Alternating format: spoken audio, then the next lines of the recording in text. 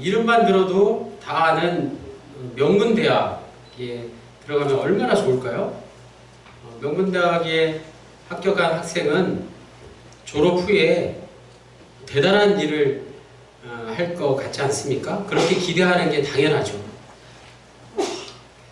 그런데 실제로 대학 생활이라는 게 하고 싶은 거 별로 많이 하지도 못하고 또 공부도 제대로 하지 못하고 더군다나 졸업 후에 당연하다고 생각했던 어떤 취직조차도 잘 되지 않는 게 오늘 우리의 현실 아닌가요?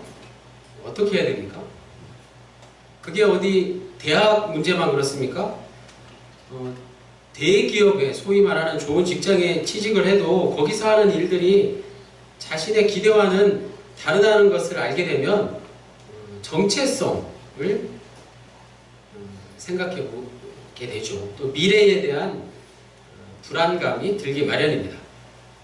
오늘 본문에 나오는 유대 백성들의 마음이 그렇습니다.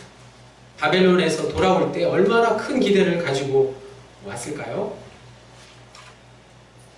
하나님을 섬기는 백성답게 가장 먼저 회복해야 할 것이 예루살렘 성전의 재건이라는 것을 깨닫고 성전 재건에 착수했습니다. 또 성벽을 복원해서 이스라엘의 옛 영광을 회복하겠다는 아주 부푼 꿈을 안고 이제 예루살렘에서의 삶을 시작했겠죠.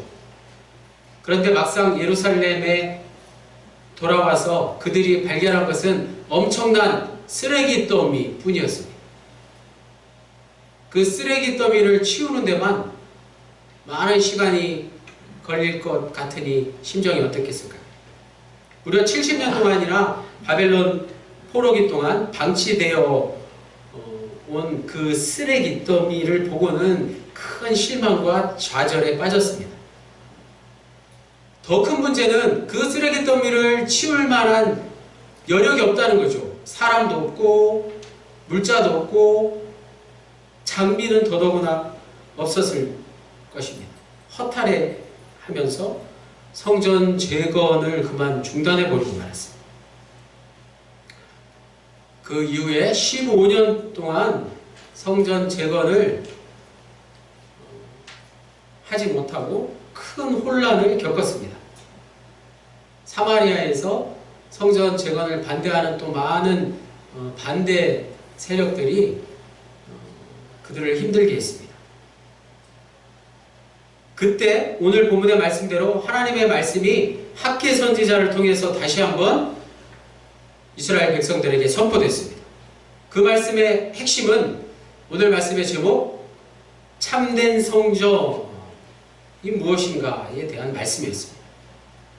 지난주 주보에는 제가 제목을 이전 나중 성전의 영광 이렇게 붙였었는데요. 참된 성전은 오늘 본문에서 어떤 의미일까요?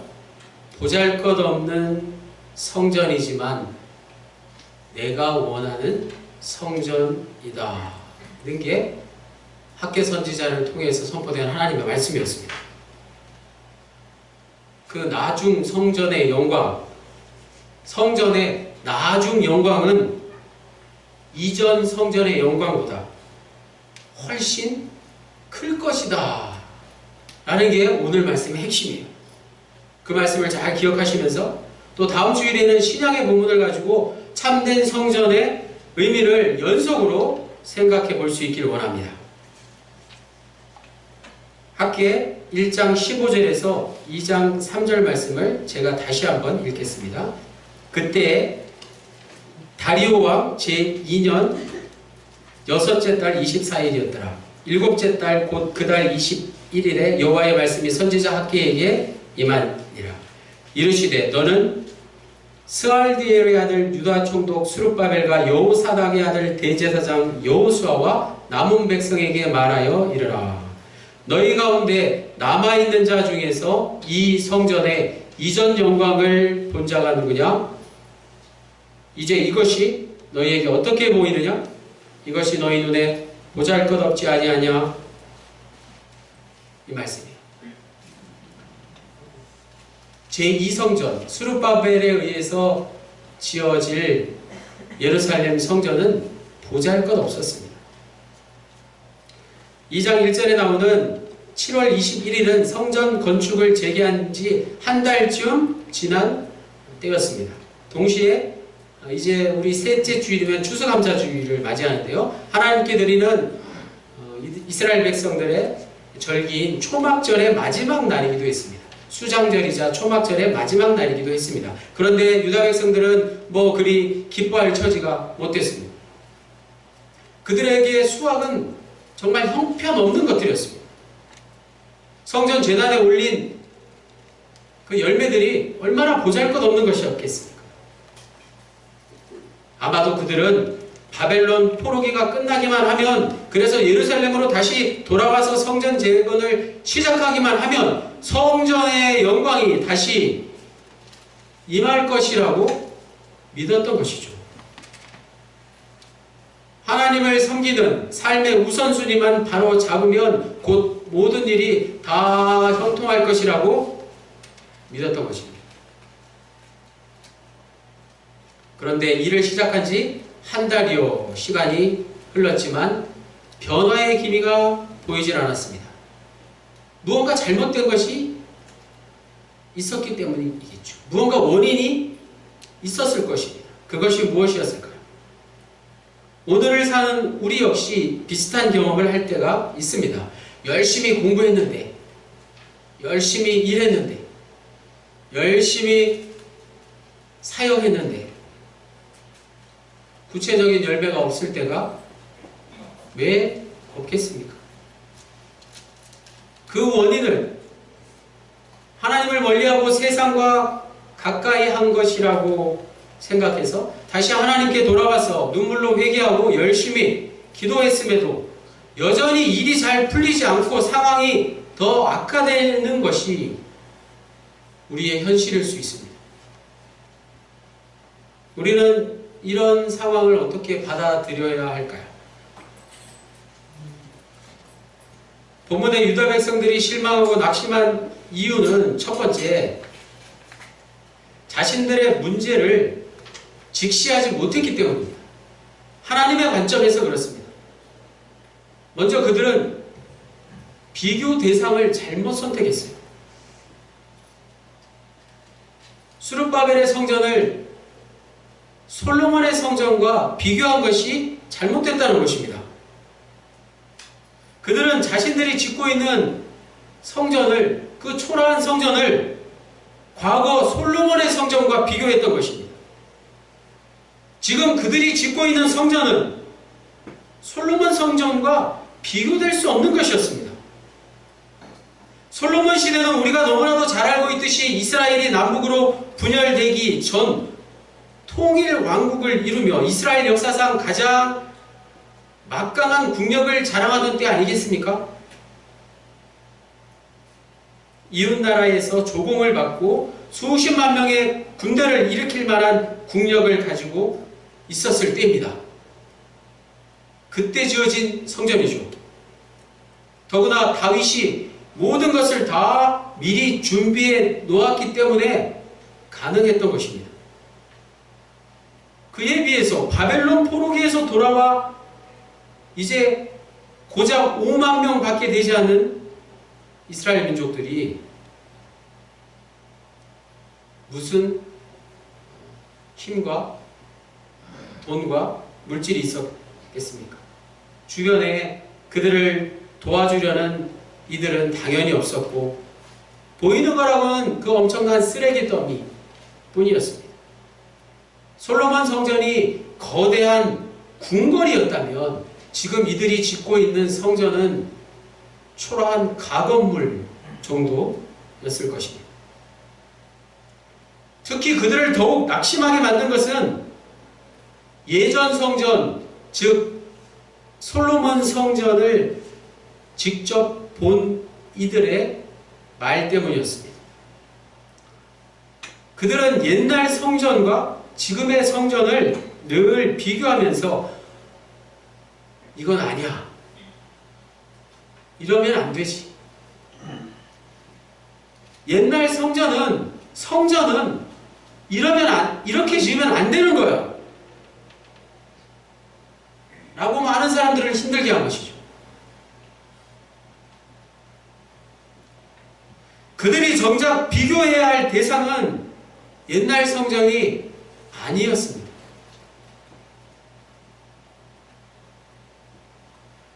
그들이 정작 비교해야 할 대상은 옛날 솔로몬 성전이 아니라 성전이 없던 바벨론 시대였는데 말입니다. 성전이 없던 시대와 지금을 비교했어야 하는데 그 훨씬 전에 화려했던 솔로몬 성전과 지금 성전을 비교하고 있는 것이죠. 하나님은 이미 다윗에게 사무엘하 7장 6절 말씀에 나는 사람이 만든 집에 거하지 않는다고 말씀하셨습니다. 나는 사람이 만든 집에 거하지 않는다고 하나님이 다윗에게 말씀하셨습니다. 그럼에도 불구하고 성전을 짓게 된 것은 하나님이 그들과 이스라엘 백성들과 함께 하신다는 것을 상징적으로 보여주시기 위함이었습니다. 그래서 이스라엘 백성들이 바벨론의 포로가 된 것은 하나님과의 관계가 끊어졌다는 뜻이었습니다. 그들이 바벨론의 포로가 된 것은 하나님과의 관계를 끊고 하나님을 섬기지 않았기 때문이었다는 말씀입니다. 이제 비록 초라하지만 성전을 다시 짓게 하신 것은 하나님께서 그 약속을, 그 언약을 다시 기억하시고 그 약속대로 이루실 것이라는 뜻입니다. 비록 초라하지만 성전을 재건해서 전 세계에 흩어져 있는 이스라엘 백성들과 자손들과 또 그들의 영향을 받은 이방인들에게 하나님을 향한 소망을 품고 다시 돌아오게 하는 일에 목적을 두어야 했던 것이죠. 4절 말씀, 그러나 여호와가 이르노라 스룹바벨아 스스로 굳세게 할지어다. 여호사닥의 아들 대제사장 여호수아야 스스로 굳세게 할지어다. 여호와의 말이니라. 이 땅 모든 백성아 스스로 굳세게 하여 일할지어다. 내가 너희와 함께하노라. 만군의 여호와의 말이니라. 아멘. 하나님께서는 침체된 유다 지도자들과 백성들을 동시에 격려해 주셨습니다. 열악한 상황에도 불구하고 지금 그들이 하고 있는 일은 매우 중요한 일이라는 것을 말씀해 주고 계십니다. 성전을 재건하는 일이 그렇게 중요한 일이라는 것을 백성들에게 말씀해 주고 계십니다. 앞서 말씀드린 대로 전 세계에 흩어져 있는 유대인들과 하나님의 백성들에게 꿈과 비전을 제시하고 소망을 주는 일이며 그들이 하나님께로 돌아올 수 있게 하는 일이기 때문이었다는 사실입니다. 단지 시간이 얼마 걸릴지는 모르는 일이에요. 단시간 내에 그런 꿈과 비전과 소망이 이루어지지는 않았다는 사실이에요.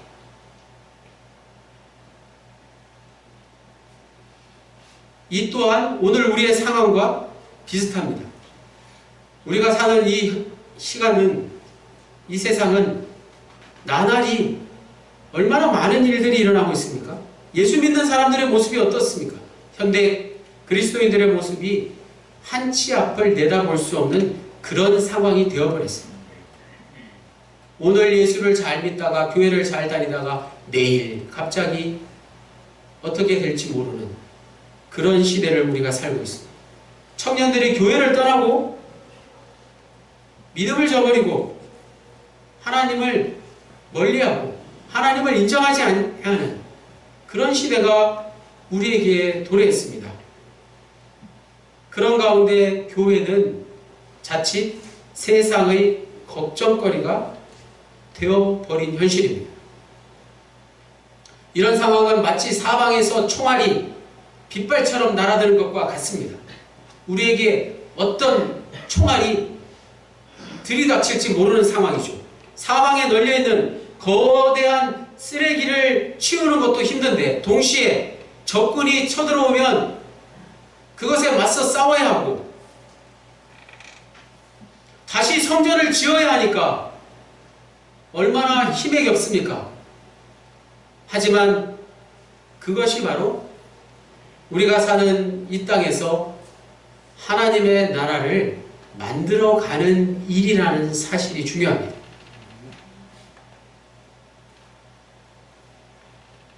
(5절에서) 7절 우리 다같이 함께 읽겠습니다.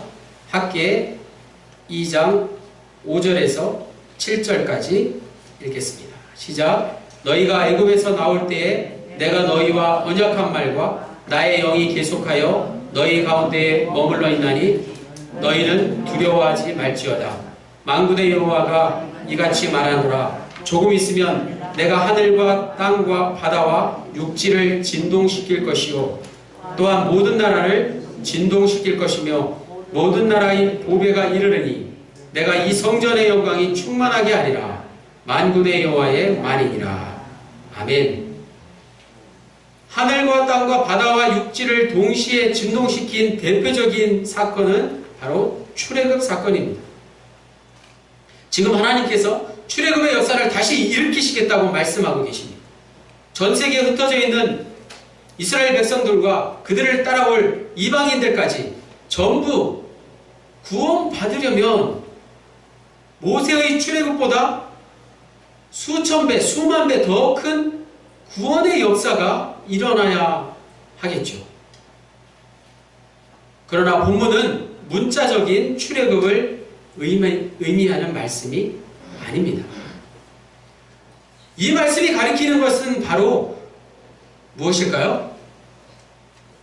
수많은 사람들이 구원을 얻게 된 사건 말입니다. 예수님의 십자가 사건이죠. 예수 그리스도의 십자가 사건을 가리키고 있다는 사실입니다. 예수 그리스도의 십자가 사건이야말로 진정 하늘과 땅과 바다를 진동시킨 사건이었다는 것입니다. 모든 사람들이 다 느끼지는 못했지만 그보다도 더 큰 지각 변동이 세상에 또 어디 있었겠습니까? 온 세상이 존귀하게 여기며 기다리는 보배로운 이가 과연 누구십니까? 바로 우리를 죄에서 건지신 예수 그리스도이십니다. 오늘 학교 선지자의 말씀은 예수 그리스도의 구원을 예표하는 말씀이 되었습니다. 결국에 육신을 입으신 예수님께서 친히 예루살렘의 세 번째 성전, 가장 크고 화려하다는 헤롯 성전을 방문하신 일이야말로 성전이 누릴 최고의 영광이 되었던 것입니다. 마지막 금주의 요절 다같이 학개서 2장 8절로 9절 말씀을 읽겠습니다. 학개 2장 8절에서 9절을 다같이 읽겠습니다. 시작. 은도 내 것이요 금도 내 것이니라. 만군의 여호와의 말이니라. 이 성전의 나중 영광이 이전 영광보다 크리라.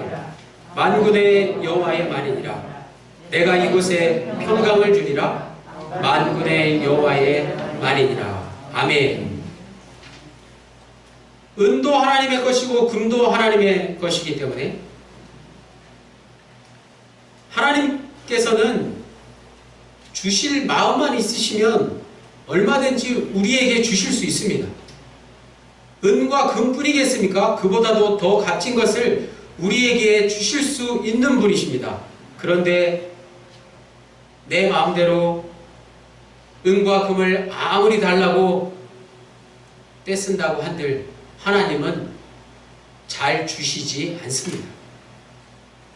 왜 그럴까요? 은과 금이라는 게 우리에게 꼭 필요한 것이 아니기 때문이죠.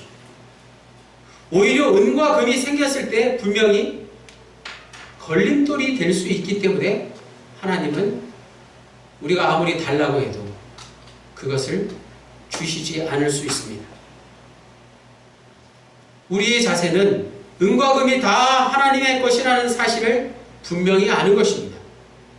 그 사실만을 바르게 붙들어도 우리에게는 참 평안이 찾아옵니다. 은과 금 같은 것을 잃을까봐 염려하거나 걱정하지 않아도 되기 때문이죠. 예루살렘 성전은 모두 3차례에 걸쳐서 신축되거나 재건되었습니다. 리모델링 된 적도 있었죠. 3차례 모두 다 무너졌다는 사실이 중요합니다. 첫 번째 성전은 솔로몬에 의해서 기원전 10세기에 처음으로 세워졌습니다. 두 번째 성전은 오늘 본문의 배경이 되는, 오늘 본문에 나오는 수룹바벨에 의해서 기원전 6세기 초에 재건되었습니다. 리모델링 비슷하게 된 것이죠. 세 번째 성전은 유대왕 헤롯에 의해서 예수님이 활동하던 시기에 건축되었습니다. 이 3번에 걸친 예루살렘의 성전은 다 무너져 내리고 말았습니다. 다 붕괴되고 말았습니다. 첫 번째 성전은 기원전 587년 바벨론 제국에 의해서, 두 번째 성전은 기원전 63년경 로마 폼페이오스 장군에 의해서, 세 번째 성전 역시 기원 후 70년 로마 티투스 장군에 의해서 파괴되고 말았습니다. 이제 남은 것은 성지순례를 가보면 통곡의 벽이라고 부르는 일부만이 남아서 순례자들을 맞이하고 있을 뿐입니다. 다시 오늘 본문으로 돌아와서 9절 말씀, 학개가 말하는 이 성전의 이전 영광이 무엇일까요? 첫 번째 성전인 솔로몬 성전의 영광을 가리킵니다. 그 성전은 당시로부터 60년 전에 무너졌기 때문에 솔로몬 성전의 화려함을 직접 눈으로 본 사람이 없지 않았습니다. 이제 수룹바벨에 의해서 지어진 두 번째 예루살렘 성전은 솔로몬 성전에 비해서 앞서 말씀드린 대로 초라하기 이를 데 없었습니다. 그러나 수룹바벨의 초라한 성전은 앞으로 분명히 더 중요한 역할을 하게 될 것이라는 게 오늘 말씀의 결론입니다. 눈으로 보이는 성전 건물 자체를 의지하는 게 아니라 학개 선지자가 말씀한 대로 장차 오실 예수 그리스도를 기다리게 함으로써 유다 백성은 물론이고 전 세계에 흩어진 이방인을 포함한 하나님의 백성들의 믿음을 더 신실하게 만들 수 있기 때문입니다. 그 역할이 구체적으로 우리가 읽은 마지막 9절에 잘 담겨져 있습니다. 이 성전의 나중 영광이 이전 영광보다 크리라. 만군의 여호와의 말이니라. 내가 이곳에 평강을 주리라. 아멘. 내가 이곳에 샬롬을 주리라. 평강이라는 말은 전쟁이 끝났다는 말이죠. 평강. 이제 모든 전쟁이 다 끝나고 평화의 시대가 열렸다는 말입니다. 이게 말이 될까요? 당시 고대 근동과 세계 정세는 결코 전쟁이 끝난 상황이라고 말할 수 없습니다. 뿐만 아니라 오늘 지금 이 시간까지 인류는 전쟁을 단 한 차례도 쉰 적이 없습니다. 당시 이스라엘을 둘러싼 치열한 약육강식의 전시 상황은 예루살렘을 수천 년 동안 나라를 잃고 전 세계를 떠돌아다니는 유랑자, 방랑자 신세가 되게 만들었던 것이죠. 그럼에도 불구하고 하나님께서 학개 선지자를 통해서 샬롬을 선포하신 이유가 무엇일까요? 샬롬이 이제 나중 성전을 통해서 임하게 될 것이다 라는 말씀은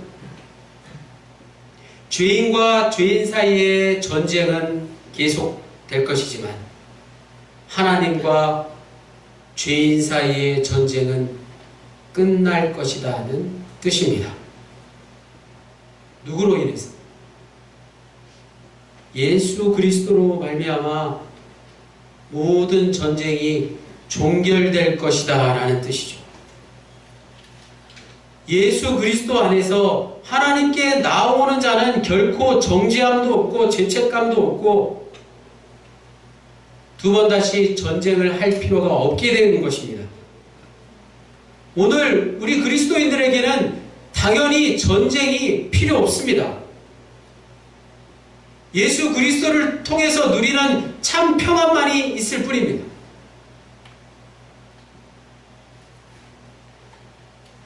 하지만 여전히 오늘 우리는 갈등과 분쟁의 시대를 살아갑니다. 그러나 우리가 해야 될 일은 갈등과 분쟁 가운데 있는 자들에게 학개 선지자의 말씀과 똑같은 샬롬을 담대히 선포해야 할 것입니다. 죄인들의 전쟁은 끝났다고 말입니다. 예수 그리스도로 인해서 모든 죄인들의 전쟁이 끝이 났다는 말씀입니다. 오늘 말씀의 제목 참된 성전은 이제 더 이상 예루살렘 성전처럼 단순히 하나님의 통치를 상징하는 장소를 뜻하는 말이 아닙니다. 참된 성전은 어떤 장소, 교회당 건물을 뜻하는 게 아니라는 말씀이에요. 먼저 가장 중요한 참된 성전의 주체는 바로 온 인류가 사모하는 하나님의 아들 예수 그리스도 그분이라는 사실을 오늘 말씀을 통해서 우리는 분명히 알아야 할 것입니다. 성령이 임하시는 것은 참된 성전이 되어 불과 같이 온 세상에 급속히 퍼져나갈 것입니다. 그때가 되면 이전 성전은 사라져도 됩니다. 성전 건물은 성령의 불이 임할 때까지만 존재하면 되는 것입니다.